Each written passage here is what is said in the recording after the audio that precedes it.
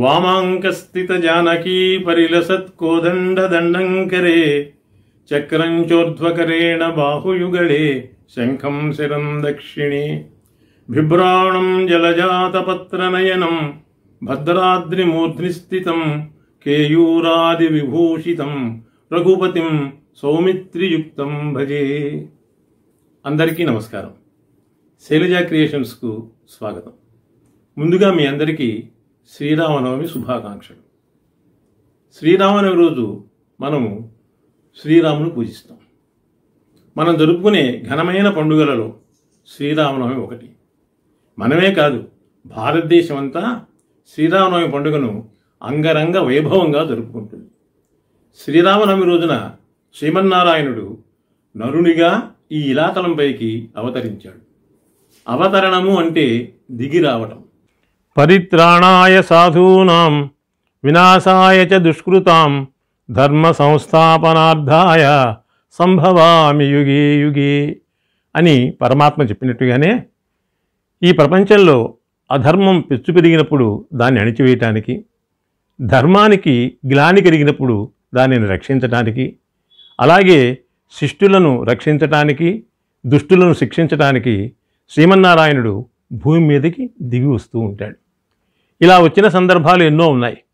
వాటిని అవతారాలు అంటారు. ఈ అవతారాన్నింటిలోనూ 10 అవతారాలు చాలా ప్రసిద్ధమైనవి. వాటినే దశావతారాలు అంటాం. మత్స్య కూర్మ వరాహస్య నారసింహస్య వామనః రామో రామస్య కృష్ణస్య బుద్ధ కలికిరేవచ. ఈ 10 అవతారాల్లో కూడాను 2 అవతారాలు పరిపూర్ణమైన అవతారాలు. అవి ఒకటి రామావతారము, రెండవది కృష్ణావతారము. ఇందులో రామావతారము లోక రక్షకమైన అవతారం అయితే కృష్ణావతారము లోకరంజకమైన అవతారం. శ్రీరామ అవతారంలో నారాయణుడు మానవునిగా జన్మించి మాధవునిగా మారటానికి కావలసినటువంటి ఒక మార్గాన్ని మనకి చూపించాడు. ఆదర్శ పురుషునిగా, పితృవాక్య పరిపాలకునిగా, ధర్మస్వరూపునిగా, ప్రజలందరూ కోరుకునేటటువంటి ప్రభువుగా తన యొక్క ధర్మాన్ని నిర్వర్తించి మనకందరికీ మార్గదర్శకత్వం వహించాడు. అంతేకాదు, శ్రీరాముడు ధర్మస్వరూపుడని ఆయన భక్తులే కాదు, శత్రువర్గంలోని మారీచుడు కూడా ప్రశంసించాడు. రామో విగ్రహవాన్ ధర్మ అని అతను కీర్తించాడు. రామనామంలోనే చాలా గొప్ప విశేషం ఉంది. అసలు రామ అనే శబ్దానికి ఎన్నో ప్రత్యేకమైన అంతరార్థాలు ఉన్నాయి. ఈ రామ అనే శబ్దం 2 విశిష్టమైన మంత్రాలలో నుండి గ్రహించబడినటువంటి అక్షరాలు. ఒకటి విష్ణువుకు సంబంధించిన అష్టాక్షరి ఓం నమో నారాయణాయ అన్న మంత్రం నుంచి రా అనే బీజాక్షరాన్ని తీసుకున్నారు. ఈ మంత్రానికి రా అనేది ప్రాణతత్వం. ఇందులోంచి గనక రా అనే అక్షరాన్ని తీసేస్తే ఆ మంత్రం అర్థహీనం అవుతుంది. ఓం నమో నాయనాయ అవుతుంది. అలాగే శివ తత్వానికి సంబంధించినటువంటి ఒక పంచాక్షరి మంత్రం ఓం నమ శివాయ. దీనికి ప్రాణతత్వం బీజాక్షరం మా అనే అక్షరం. అందులో నుంచి ఆ మాని తీసేసేటట్లయితే ఓం నశివాయ మంగళప్రదుడు కానివాడా అని ఆ మంత్రం యొక్క అర్థం మారిపోతుంది. ఇలా అందులోనూ ఇందులోనూ ప్రాణతత్వాలుగా బీజాక్షరాలుగా ఉన్నటువంటి రా మా అనే అక్షరాలను స్వీకరించి రామ అనేటటువంటి యొక్క శబ్దంతో నామకరణం చేయటం జరిగింది. అంతేకాదు, రామ అనే శబ్దానికి రమయతీతి రామ అని అర్థం ఉంది. అంటే ఆనందింపచేసేవాడు అని. పుట్టగానే సంతానం లేదని పరితపించే తల్లిదండ్రులకు రాముడు సంతోషాన్ని కలిగించాడు. పెరుగుతూ అంతఃపురంలో ఉన్న ప్రజలందరికీ ఆనందాన్ని చేకూర్చాడు. విద్యలు చక్కగా అభ్యసిస్తూ గురువులకు ఎక్కడలేని ఆనందాన్ని చేకూర్చిపెట్టాడు. యాగ సంరక్షణం చేసి విశ్వామిత్రుడికి ముదాన్ని చేకూర్చాడు. ధనుర్యాగంలో హరుని విల్లు విరిచి జనకునికి, జనక సుత అయినటువంటి యొక్క సీతమ్మ వారికి కూడా ఆనందాన్ని కలిగించాడు. అంతేకాదు, పితృవాక్య పరిపాలకునిగా అరణ్యాలకు వెళ్ళి రఘువంశస్థులందరికీ కూడాను ఆనందాన్ని కలిగించాడు. స్నేహధర్మంతో సుగ్రీవునికి, శరణాగత నీచి విభీషణునికి ఆనందాన్ని కలిగించాడు. ఇంకొక ఆధ్యాత్మిక అంతరార్థాన్ని కనుక మనం పరిశీలించేటట్లయితే రావణాసురుణ్ణి సంహరించి కూడా అతనికి ఆనందాన్ని కలిగించాడు. ఎందుకనంటే ఆ సంహారంతో అతని శాపం తీరిపోయింది. మళ్ళీ విష్ణుమూర్తి దగ్గరికి వెళ్ళేటటువంటి అవకాశం కలిగింది. ఇక ఉచ్చారణ దృష్ట్యా చూసేటట్లయితే రామశబ్దానికి మరొక విశేషం ఉంది. రామ అన్నప్పుడు, రా అన్నప్పుడు మన నోరు తెరుచుకుంటుంది. ఇలా నోరు తెరుచుకోగానే మనలో ఉన్నటువంటి పాపాలన్నీ కూడా బయటికి వెళ్ళిపోతాయి. మా అని పలకంగానే పెదాలు కలుసుకుని నోరు మూసుకుపోతుంది. దాంతో బయటకు వచ్చినటువంటి పాపాలన్నీ కూడా ఇక మళ్ళీ లోపలికి రావు. దీన్నే హృదయంగా చెబుతూ రామదాసుగా ప్రసిద్ధికెక్కినటువంటి కంచర్ల గోపన్న గారు తమ దాశరథి శతకంలో రా కలుషంబులెల్ల బయలన్ వెడగొట్టగా మా కవాటమై ఢీకొని బ్రోచు నిక్కమని ధీయుతులెన్న తదీయ వర్ణముల్ గైకొని భక్తితో నుడువగానరుగాక విపత్పరంపరల్ దాకొనునే జగజ్జనుల దాశరథి కరుణాపయోనిధి అంటూ ఎంతో హృదయంగా మనకి చెప్తాడు. ఇటువంటి మహత్తరమైనటువంటి యొక్క రామశబ్దంలో మరొక విశేషం కూడా ఉంది.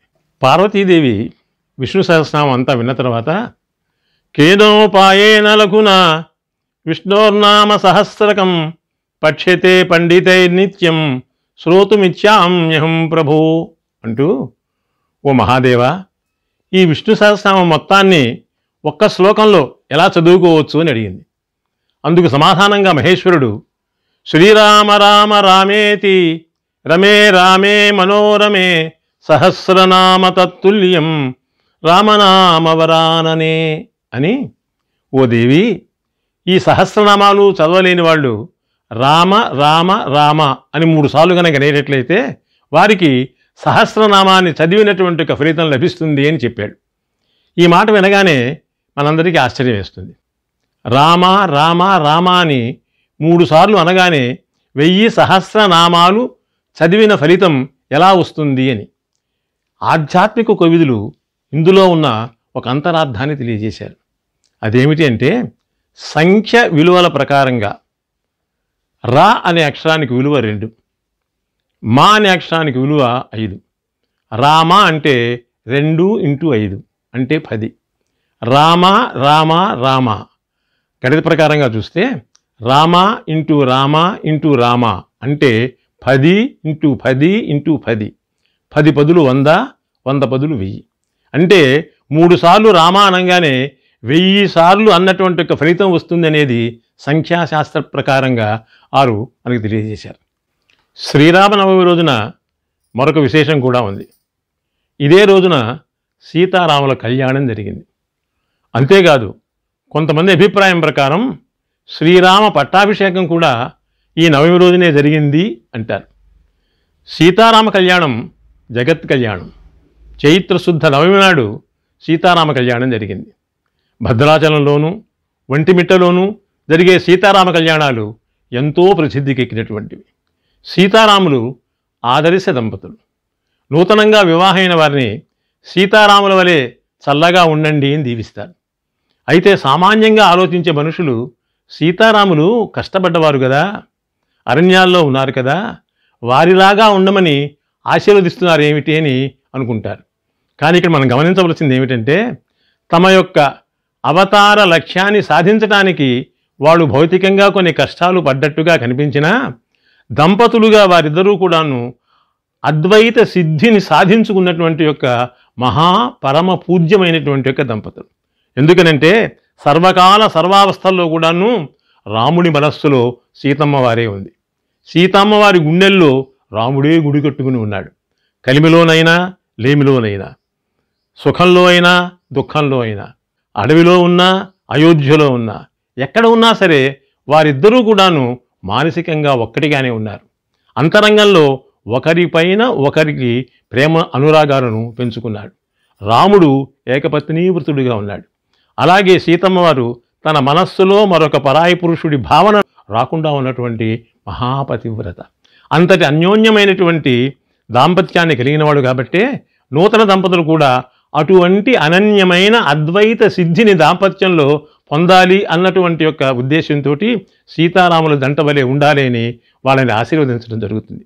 అంతేకాదు, సీతారామ కళ్యాణం రోజున అక్షతల్ని తమ శిరస్సు పైన ధరించి అందరూ కూడా తరించడానికి ప్రయత్నిస్తారు. ఆ అక్షతలు ఎంత కమనీయంగా ఉంటాయి. అమ్మవారు తన చేతిలోకి తీసుకోగానే ఆ తెల్లటి ముత్యాలన్నీ కూడాను ఎర్రటి కెంపులాగా మారిపోయినాయి. ఎందుకని? సీతమ్మవారి అరచేతులు లేత గులాబీ రంగులో ఉంటాయి. తెల్లని ముత్యాలు ఆ అరచేతిలోకి రాగానే ఈ ముత్యాలకు రంగు ప్రతిఫలించే లక్షణం ఉంది కాబట్టి అమ్మవారి గులాబీ రంగు ప్రతిఫలించి చేతుల యొక్క రంగు ఆ ముత్యాలన్నీ కూడాను కెంపులాగా ఎర్రగా మారిపోయినాయి. శ్రీరాముని శిరస్సు పైన ఆ ముత్యాలను పోయగానే అంతవరకు అమ్మవారి చేతుల్లో ఎర్రగా ఉన్నటువంటి యొక్క ఆ ముత్యాలు రాముని శిరస్సు పైన తెల్లటి తలపాగా పైన మల్లెపూలలాగా తెల్లగా ప్రకాశిస్తున్నాయి. రాముల వారి శిరస్సుపై నుండి నేలకు జారేటప్పుడు నీలమేఘ ఛాయ కలిగిన వాడు శ్రీరామచంద్రుడు.